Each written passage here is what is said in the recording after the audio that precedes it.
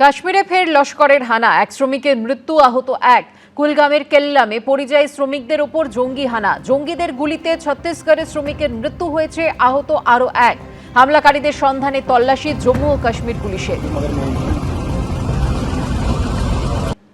টুলু মণ্ডলের দুর্নীতির কারবার নিয়ে এবার সরাসরি মমতা বন্দ্যোপাধ্যায়কে নিশানা করলেন মুখ্যমন্ত্রী শুভেন্দু অধিকারী। শুক্রবার তিনি বলেন, প্রাক্তন মুখ্যমন্ত্রী মমতা বন্দ্যোপাধ্যায়ের সাপোর্ট ছাড়া এটা হতে পারে না। পাল্টা জবাব দিয়েছে কালীঘাট তৃণমূল। সরকারের সাপোর্ট ছাড়া হতে পারে না। প্রাক্তন মুখ্যমন্ত্রী মমতা বন্দ্যোপাধ্যায়ের সাপোর্ট ছাড়া এটা হতে পারে না। বীরভূমের অঘোষিত পাথর সম্রাট ছিলেন তিনি। সেই মোহাম্মদ নাজিবউদ্দিন মণ্ডল ওরফে টুলু মণ্ডলের সম্পত্তির খতিয়ান চমকে দিয়েছে রাজ্যবাসীকে। প্রাসাদোপম বাড়ি, দামি গাড়ি, কেজি কেজি সোনা ও রূপো উদ্ধার হয়েছে। কিন্তু যে প্রশ্নটা বারবার উঠছে তা হলো, কাদের মদতে নাজিবউদ্দিন মণ্ডল ওরফে টুলু মণ্ডলের এই রমনামা হয়েছিল? নাজিবউদ্দিন মণ্ডল ওরফে টুলুর মাথায় কাদের হাত ছিল? এই আবহে শুক্রবার সরাসরি প্রাক্তন মুখ্যমন্ত্রী মমতা বন্দ্যোপাধ্যায়কে নিশানা করলেন বর্তমান মুখ্যমন্ত্রী শুভেন্দু অধিকারী। প্রাক্তন মুখ্যমন্ত্রী মমতা বন্দ্যোপাধ্যায়ের সাপোর্ট ছাড়া এটা হতে পারে না। এত বড় র্যাকেট, এত দিন ধরে সবাই ইনভলভ রয়েছে। আপনি এটা তো পুরো এন্টায়ার স্টেট গভর্নমেন্ট, যিনি লিড করেছেন, responsibility goes to her also. Highest level থেকে ডাইরেকশন না গেলে যে mister Mondal is our man, ওর দিকে তাকাবে না, তাই সবাই চোখ বন্ধ করে রেখেছিল। 14 তলা যদি চোখ খুলে রাখে, ওইখান থেকে ইনস্ট্রাকশন যা যায় নিচ পর্যন্ত তাই হয়। ইনস্টিটিউশনাল করাপশন তখনই হয় যখন হেড অফ দি ইনস্টিটিউশন নিজে করাপশনকে এনকারেজ করে, তখনই হয়। মুখ্যমন্ত্রী জানিয়েছেন, টুলুর কারবারের জন্য হাজার হাজার কোটি রাজস্ব ক্ষতি হয়েছে রাজ্য সরকারের। এর প্রধান সুবিধাভোগীকে খুঁজে বার করার হুঁশিয়ারিও দিয়েছেন তিনি। মিনিমাম 1000 কোটি টাকা একটা আইটেমে একটা জেলা থেকে রেভিনিউ লস, অর্থাৎ গত 15 বছর যারা সরকার চালিয়েছেন, শুধু একটা জেলা থেকে একটা আইটেমের উপরেই 15,000 কোটি টাকা পশ্চিমবঙ্গের জনগণের রেভিনিউর টাকা, যেটা দিয়ে সরকার অনেক উন্নয়ন করতে পারতেন, চাকরি দিতে পারতেন, সেটা লিকেজ হয়েছে। তাই মূল যে লাভার্থী, মেন যে বেনিফিশিয়ারি, তাকেও আমরা খুঁজে বের করার জন্য যা যা করার, যতদূর যাওয়ার আমরা যাব। একজনের কথা বলছেন কেন? এই যে মে মাসে নির্বাচনের পরে যে ফলাফল ঘোষণার পরে আমরা তো প্রায় প্রত্যেক সপ্তাহে কিছু না কিছু দেখতে পাচ্ছি। বিধাননগরের প্রাক্তন চেয়ারম্যানের কাছে 60 কিলো বোধহয় সোনা বেরিয়েছে। রাজ্যের অন্যান্য জায়গাকার মন্ত্রীদের কাছ থেকে যা পাওয়া যাচ্ছে, এগুলো তো একটা প্যারালাল ইকোনমি চালাবার মতন ব্যবস্থা। পাল্টা এই নিয়ে সরব হয়েছে তৃণমূল। আপনি প্রাক্তন মুখ্যমন্ত্রী বা কারোর নামে এই ধরনের হাওয়ায় অভিযোগ ছাড়ছেন কেন? আপনার কাছে যদি তথ্য প্রমাণ থাকে সেটা মানুষকে দেখান। তো গত সরকারের একটা বড় সময় পর্যন্ত এখনকার মুখ্যমন্ত্রী তো আগের সরকারের মন্ত্রী ছিলেন। শুধুমাত্র কাদাটা ছোঁড়া, এই হয়েছে, আগে এই হয়েছে, কিছু প্রশ্ন তোলার অবকাশ থেকে যায় যে তখন কেন আপনারা আপত্তি করেননি। টুলু মণ্ডল যে জেলার, সেই বীরভূমে 2 সাংসদ শতাব্দী রায় এবং অসিত মাল এখন এনসিপিআইতে। টুলু মণ্ডল ইস্যুতে তাদের কোর্টে বল ঢেলেছেন কালীঘাট তৃণমূলের সাংসদ সৌগত রায়। আমি এই জীবনে প্রথম ওর নাম ওই টিভি চ্যানেলে দেখলাম। আমি জানিও না যে এরকম একটা লোক আছে। ও সম্বন্ধে শতাব্দী রায়, অসিত মাল এরা বলতে পারবে। কি করে জানলো সৌগত দা?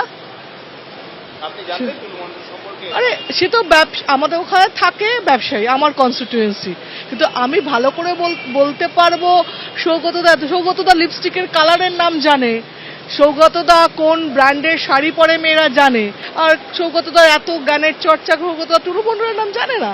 অবাক লাগছে। দায় ঠেলাঠেলি চলছে, কিন্তু যাদের প্রশ্রয়ে টুলু মণ্ডলের এই রমরমা হয়েছিল, সেই মাথাদের কি খুঁজে বার করা যাবে?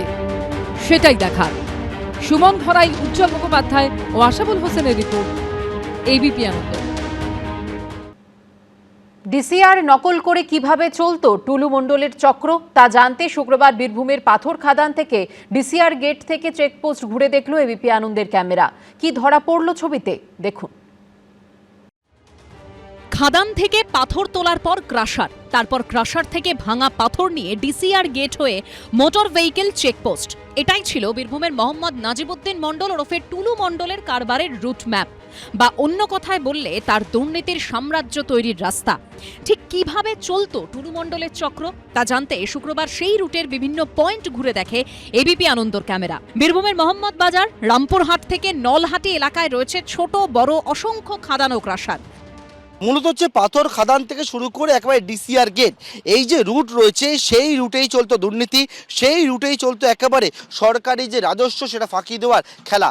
যেমন এই যে পাথর খাদান, এই পাথর খাদান থেকে বড় বড় পাথর যেটা কাটা হচ্ছে এবং সেই পাথর কাটার পরবর্তীকালে সেই পাথর কিন্তু এখান থেকে তোলা হচ্ছে এবং তোলার পরে সেগুলি বড় বড় যে ডাম্পার রয়েছে সেই ডাম্পারে হচ্ছে লোড করা হচ্ছে।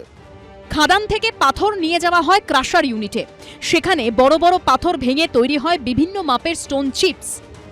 খাদান থেকে বড় বড় পাথর তোলার পরবর্তীকালে এই যে জায়গায় যেখানে আমরা ক্র্যাশার রয়েছে দাঁড়িয়ে রয়েছে সেখানে ম্যানুয়ালি প্রথমে হচ্ছে শ্রমিকরা সেই পাথরকে ছোট ছোট করে টুকরো করে, এর পরবর্তীকালে সেই পাথর হচ্ছে ক্র্যাশারে দেওয়া হয়, বিভিন্ন সাইজের যে স্টোন চিপ সেটা বেরিয়ে আসে। এরপরে এখানে সেই স্টোন চিপ গাড়িতে তোলার পরবর্তীকালে এখানে ওজনের যে জায়গা রয়েছে সেখানে ওজন হয় এবং তারপর সেখানে এই পাথর হচ্ছে খাদানের পর ক্র্যাশার হয়ে বেরোয়। স্টোন চিপস ক্রাশার থেকে লরি ভর্তি হয়ে ডিসিআর গেট হয়ে চলে যায় বাজারে। টুলু মণ্ডলের দুর্নীতি ধরা পড়ার পর বন্ধ করে দেওয়া হয়েছে তার ডিসিআর গেট। তার জায়গায় সোৎসল গ্রামে নতুন ডিসিআর গেট তৈরি করেছে প্রশাসন। এটা হচ্ছে ডিসিআর গেট এবং এই যে ডিসিআর গেট একেবারে নতুন সরকার আসার পরবর্তীকালে এর সরকারি আধিকারিকদের বসিয়ে এখানে কিন্তু ডিসিআর গেট খোলা হয়েছে। মূলত যে জায়গায় গরমিলটা হতো সেটা হচ্ছে এই যে ডিসিআর কপি, সেই ডিসিআর কপিতেই। পুলিশ সূত্রে খবর, টুলু মণ্ডলের আসল খেলা শুরু হতো এই ডিসিআর গেটেই। পাথর বোঝাই লরি যখন বাজারে যায় তখন অত্যন্ত প্রয়োজনীয় নথি হলো ডুপ্লিকেট কার্বন রিসিপ্ট বা ডিসিআর। অরিজিনাল ডিসিআরে উল্লেখ থাকে কটি লরিতে করে কত পরিমাণ স্টোন চিপস বাজারে যাচ্ছে, কিন্তু সরকারকে ফাঁকি দিতে ডুপ্লিকেট ডিসিআর তৈরি করতেন টুলু। লরির সংখ্যা ও পাথরের ওজন কম করে দেখানো হতো। বীরভূমের 9টি জায়গায় রয়েছে ডিসিআর গেট এবং এই 9টি জায়গায় প্রায় সবকটারই দায়িত্ব ছিল মোহাম্মদ নিজামুদ্দিন মণ্ডল ওরফে টুলু মণ্ডলের। কাটা স্লিপ এটা ডিসিআর। হ্যাঁ, আগেও কাটতেন? আগে কাটতাম। তারপরে নকল ডিসিআর বুঝতে পারতেন না, ওভারলোড আমরা চালাই না তো, আমাদের কোম্পানি গাড়ি, ঠিক আছে। ধরুন ওভারলোড নিলে এমবিআই টোলে ধরবে। এমবিআই টোল না নিলে কি এইখানে যে টোলটা ছিল ওখানে একটু টাকা দিতেন? না, এটা আমাদের এবার ডিসিআর এর মধ্যে কি হতো সেটা বলতে পারছি না। ডিসিআর কি বলছি যেরকম লোড করা কথা তার থেকে একটু বেশি লোড হলে এখানে অফিসে টাকা দিলে হয়ে যেত। হ্যাঁ, সেটা তো হতোই, আমাদের না হলে অন্য কারোর হতো। গাড়ি যাতে ডিসিআর না কেটে বেরিয়ে যাওয়া যায়, এটা প্রথমত। দ্বিতীয়ত হচ্ছে যে ঠিকঠাক ডিসিআরটা কেটেছে কিনা, হ্যাঁ, কতটা পরিমাণ কেটেছে সেটা, এবং এই ডেটের কিনা, হ্যাঁ, প্রত্যেক দিনে প্রত্যেক ডেটের কিনা। এগুলো কবে থেকে এরকম কড়াকড়ি হয়েছে? এইটা মোটামুটি আপনার যেদিন থেকে এই নতুন সরকার এসছেন তারপর থেকেই। পুলিশ ও প্রশাসন সূত্রে খবর, ডুপ্লিকেট ডিসিআরে লরির সংখ্যা ও পাথরের ওজন কম করে দেখিয়ে কোটি কোটি টাকা আত্মসাৎ করতেন টুলু। পাশাপাশি অভিযোগ, ওভারলোডিং থেকেও পকেট ভরতেন পাথর ব্যবসায়ী টুলু মণ্ডল। আমি সব জায়গায় বলছিলাম 100 কোটি গভর্নমেন্টের ঘরে জমা হতো, 1100 কোটি টাকা সাইফোন হতো, বেরিয়ে যেত। বীরভূম জেলায় 3.5 কোটি টাকা পার ডে রেভিনিউ হতো। এটা কিন্তু সবটাই কিন্তু পাথর নয়, সেখানে ওভারলোডিং আছে, তারপরে তোমার মদে আছে, সব ডিপার্টমেন্ট নিয়ে 3.5 কোটি টাকা করে পার ডে রেভিনিউ। একসময় টুলু মণ্ডল ছিলেন পাথর খাদানের সাধারণ শ্রমিক। সেই খাদানের পরশ পাথরের ছোঁয়ায় টাকার মিনারে উঠেছিলেন। প্রচুর অপরাধের গল্প শোনা যাচ্ছে, তারপর কে কখন ভালো হয়ে গেল বা তদন্তটা রাজনীতি দিয়ে পরিচালনা হয়ে গেল সেটা যেন না হয়। ডিসিআর গেট থেকে বেরোনোর পর পাথর বোঝাই লরিকে যেতে হয় মোটর ভেহিকেলের চেকপোস্ট পেরিয়ে। সেখানে দেখা হয় পাথরের ওজন ঠিক আছে কি না বা ওভারলোড রয়েছে কিনা। কিন্তু অভিযোগ, বেশিরভাগ ক্ষেত্রে টুলু মণ্ডলের দেওয়া ডুপ্লিকেট ডিসিআর দেখেই ছেড়ে দেওয়া হতো লরি। ডিসিআর গেট থেকে বেরোনোর পর অন্য রাস্তা ধরেও ফাঁকি দেওয়া যেত মোটর ভেহিকেলের চেকপোস্টকে। পার্থপ্রতিম ঘোষ ও আশাবুল হোসেনের রিপোর্ট, এবিপি আনন্দ। ডুপ্লিকেট কার্বন রিসিটে ডুপ্লিকেট ডিসিআর নকল করেই সাম্রাজ্য তৈরি করেছেন টুলু মণ্ডল। কোটি কোটি টাকা রাজস্ব ফাঁকি দিয়েছেন সরকারকে। সূত্রের খবর, ডিসিআর নকল করার জন্য রীতিমতো ছাপাখানা তৈরি করেছিলেন টুলু। ডুপ্লিকেট কার্বন রিসিপ্ট বা সংক্ষেপে ডিসিআর। ক্রাশার থেকে পাথর বোঝাই লরি যখন বাজারে যায় তখন অত্যন্ত প্রয়োজনীয় সরকারি নথি। অভিযোগ, এই ডিসিআর জাল করেই হাজার হাজার কোটি টাকার সাম্রাজ্য তৈরি করে ফেলেছেন বীরভূমের মোহাম্মদ নাজিবউদ্দিন মণ্ডল ওরফে টুলু মণ্ডল। অর্থাৎ কিনা ডুপ্লিকেটেরও ডুপ্লিকেট তৈরি করেছিলেন তিনি। তারপর তা কাজে লাগিয়ে পকেটে পুরেছিলেন কোটি কোটি টাকা। 2014 সালে ন্যাশনাল গ্রিন ট্রাইব্যুনাল নির্দেশ দেয় ব্যক্তিগত জমিতে কোনো রকম খাদান অবৈধ। এই নির্দেশের পর রাজ্য দূষণ নিয়ন্ত্রণ পর্ষদ এবং জেলা প্রশাসন বেআইনি খাদান ও ক্রাশার বন্ধ করার নির্দেশ দেয়। বীরভূমের মোহাম্মদবাজার, রামপুরহাট, নলহাটি সহ একাধিক জায়গায় এখন শত শত খাদান রয়েছে, যেগুলো হচ্ছে কোনো রকমভাবে বৈধ নথি বা কাগজপত্র ছাড়াই চলছিল। ট্রাইব্যুনালের যে নির্দেশ, সেই নির্দেশের পর জাতীয় দূষণ নিয়ন্ত্রণ পর্ষদ, অন্যদিকে জেলা প্রশাসন একযোগে এইরকম অবৈধ খাদান এবং তার পাশাপাশি ক্র্যাশার বন্ধের নির্দেশ দেয়। জাতীয় পরিবেশ আদালতের নির্দেশ অনুযায়ী খাদান ও ক্রাশার বন্ধ হলে সরকারি রাজস্ব হারানোর আশঙ্কা তৈরি হয়। তাই সিদ্ধান্ত হয় খাদান ও ক্রাশার চলবে, তবে যেহেতু সেগুলি বৈধ নয়, তাই ক্রাশার থেকে বেরোনোর সময় লরিগুলিকে কোনো সরকারি চালান দেওয়া যাবে না। তার বদলে দেয়া হবে ডুপ্লিকেট কার্বন রিসিপ্ট বা ডিসিআর। সেই জন্য বীরভূমে তৈরি করা হয় 9টি ডিসিআর গেট। প্রথম দিকে সরকারি কর্মীরা ডিসিআর গেটে বসলেও পরে কর্মীর অভাব দেখা দেয়। সিদ্ধান্ত হয় গেটগুলিতে রাজস্ব আদায় ব্যবস্থার বরাত দেয়া হবে বেসরকারি হাতে। 2018 সালে টেন্ডার ডাকে তৃণমূল সরকার। অভিযোগ, তৎকালীন প্রভাবশালী নেতাদের একাংশের সঙ্গে ঘনিষ্ঠতার সুবাদে সেই বরাত পান টুলু মণ্ডল। এরপরই শুরু হয় বেআইনি কারবারের জাল বিস্তার। নকল ডিসিআর ছাপিয়ে সরকারের ঘরে রাজস্ব জমা দেওয়ার বদলে তা নিজের পকেটে পুরতে শুরু করেন তিনি। ফুলে ফেপে ওঠে কারবার। ব্যাপক দুর্নীতি, কিন্তু দুর্নীতি শুরু হচ্ছে কোন জায়গা থেকে? আমরা একটা পাথর খাদানের সামনে দাঁড়িয়ে রয়েছি। মূলত হচ্ছে পাথর খাদান থেকে শুরু করে একেবারে ডিসিআর গেট, এই যে রুট রয়েছে সেই রুটেই চলতো দুর্নীতি, সেই রুটেই চলতো একেবারে সরকারি যে রাজস্ব সেটা ফাঁকি দেওয়ার খেলা।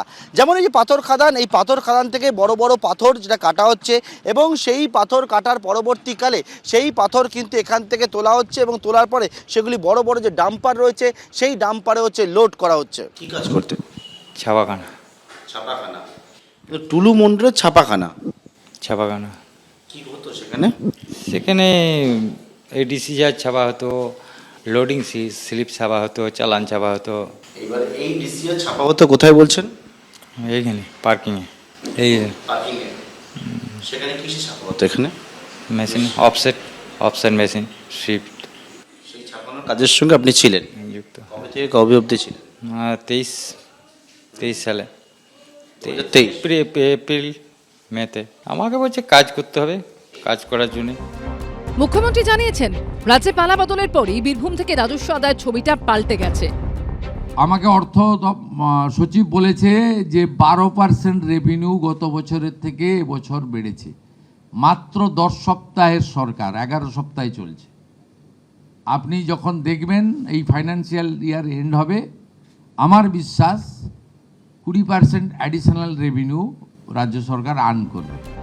কিন্তু এতদিনের এই ক্ষতির দায় কে নেবে? এই চক্র থেকে কারা লাভবান হয়েছে তা কি সামনে আসবে? পার্থপ্রতিম ঘোষের রিপোর্ট, এবিপি আনন্দ। নাজিবউদ্দিন মণ্ডল ওরফে টুলু মণ্ডল বীরভূমের স্টোন সম্রাট। প্রশ্ন হলো, সেই টুলু মণ্ডল এখন কোথায়? তদন্তকারীদের আশঙ্কা, দুবাই হয়ে তুরস্কে তার গা ঢাকা দেওয়ার সম্ভাবনা রয়েছে। এদিন মুখ্যমন্ত্রী শুভেন্দু অধিকারী বলেন, আমরা প্রাথমিকভাবে যেটা জেনেছি যে উনি দেশের বাইরে রয়েছেন। বর্তমানে টুলু মণ্ডলের 4টি ফোনই সুইচড অফ রয়েছে। তার সম্পত্তির বহর দেখে চোখ ধাঁধিয়ে গিয়েছে রাজ্যবাসীর। বৃহস্পতিবারের আগে পর্যন্ত যার নাম কজন জানতেন তার ঠিক নেই, এখন মুখে মুখে ঘুরছে তার নাম। বীরভূমের স্টোন সম্রাট নাজিবউদ্দিন মণ্ডল ওরফে টুলু মণ্ডল। আত্মীয় মিনার মণ্ডল গ্রেফতার হয়েছেন, কিন্তু প্রশ্ন হলো টুলু মণ্ডল কোথায়? তদন্তকারীদের আশঙ্কা, দুবাই হয়ে তুরস্কে তার গা ঢাকা দেওয়ার সম্ভাবনা রয়েছে। নাজিবউদ্দিন মণ্ডল, ওনার টাকাই ওখানে ছিল। তাতে আমরা পুলিশকে ইনস্ট্রাকশন দিয়েছিলাম যে ওনাকে খুঁজে বের করতে হবে। সূত্রের খবর, গত সপ্তাহে পরিবারকে নিয়ে দুবাই যান নাজিবউদ্দিন মণ্ডল ওরফে টুলু মণ্ডল। সঙ্গে ছিলেন বেআই ও ব্যবসায়ী বারিক বিশ্বাসের পরিবারও। গোয়েন্দাদের অনুমান, সেখান থেকে তুরস্ক হয়ে লন্ডনে যেতে পারেন টুলু মণ্ডল। বর্তমানে তার 4টি ফোনই সুইচড অফ। সূত্রের খবর, 2021 বিধানসভা ভোটের ফল ঘোষণার দিন নেপালে চলে গিয়েছিলেন টুলু মণ্ডল। ক্ষমতার হাত বদল হলে সেখান থেকে লন্ডনে চলে যাওয়ার পরিকল্পনা ছিল তার। এবার নাকি বিধানসভা ভোটের ফল ঘোষণার দিন কলকাতাতেই ছিলেন টুলু মণ্ডল। আমরা প্রাইমারি যেটা জেনেছি, আউট অফ কান্ট্রি রয়েছেন মানে 4 তারিখে পরিবর্তনের পরেই হয়তো সরে পড়েছেন, হতে পারে, সেটা পুলিশ দেখবে, ইনভেস্টিগেশন পার্টে আছে। সূত্রের খবর, বিদেশেও ফ্ল্যাট কিনেছেন নাজিবুদ্দিন ওরফে টুলু মণ্ডল। দুবাইতে অন্তত 2টি ফ্ল্যাটের মালিক তিনি ও তার পরিবার। সূত্রের খবর, ইতিমধ্যেই ভিয়েতনাম থেকেও ঘুরে এসেছেন টুলু মণ্ডল। সেখানেও সম্পত্তি কেনার ব্যাপারে কথাবার্তা চলছে। মাথা অবধি পৌঁছতে হবে, সরকারকে এটা নিশ্চিত করতে হবে এই মাথা অবধি যাতে পৌঁছানো যায়। মানে আমার ধারণা আরও যত গভীরে যাওয়া যাবে তত আরও অনেক কিছু উন্মোচিত হবে। টুলু মণ্ডল এতদিন বাদে, এই গল্পটা একদিন বাদে আসছে কেন? তো সুতরাং এর উপর অ্যাকশান হতে এত দেরিই বা কেন? তো এখন যেগুলো শোনা যাচ্ছে, তো সেগুলো কারা কারা এর পেছনে আছে, অবৈধ টাকা, অবৈধ সোনা, এই গুপ্তধনের পেছনে কে আছে, কারা আছে, নিশ্চিতভাবে পুরো দস্তুর তদন্ত হওয়া উচিত। সূত্রের খবর, দেশের গণ্ডি পেরিয়ে বিদেশেও রিয়েল এস্টেটের ব্যবসায় কোটি কোটি টাকা বিনিয়োগ করেছেন টুলু মণ্ডল। সৌদি আরবে খাদ্য সামগ্রী, কাঁচা আনাজ এবং মাছের এক্সপোর্ট ব্যবসাও ছড়িয়েছিলেন তিনি। তার একের পর এক সম্পত্তি, কেজি কেজি সোনা, কোটি কোটি টাকার ছবি সামনে এসেছে। কিন্তু টুলু মণ্ডল কোথায়? তার সম্পত্তির মতো সেটাও কোটি টাকার প্রশ্ন। সন্দীপ সরকার, সুমন খরাই, এবিপি আনন্দ। এবিপি আনন্দ, এগিয়ে থাকে, এগিয়ে রাখে।